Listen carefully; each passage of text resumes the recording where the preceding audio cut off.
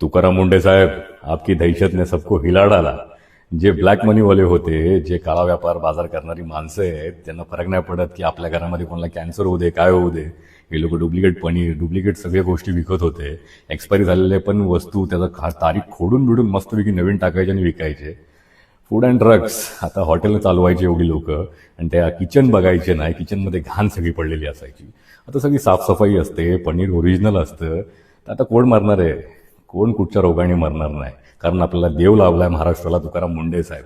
तर ह्यांची बदली करायला खूप जण बघतायत, तर बदली होऊन नाही द्यायची आपण. हे व्यापारी सगळे पैसे काढून काहीतरी बदली बिदली करायला त्यांची बघतायत.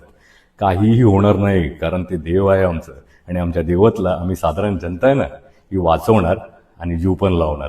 तर तुकाराम मुंडे साहेबांना आमच्या महाराष्ट्राकडून मानासमुद्रा आणि अशा नीच लोकांना ज्यांना काळा पैसा खायची सवय झाली आहे आणि तो आता भेटत नाही ना, तर ते वेडे पिसे झालेले आहेत. त्यांना समजत नाही की आता तिच्याला कसं काय 1% आणि 2% धंदा करू. आम्ही तर 50-60% धंदा करायचो.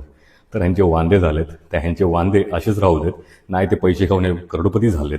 किती करोडपती झाले ना तुम्ही लोक, नीच व्यापारी लोक. माझा शब्द आहे का, हे पैसे तुमच्या आजारपणातच जाणार. शब्द माझा. जय शिवराय. हर हर महादेव.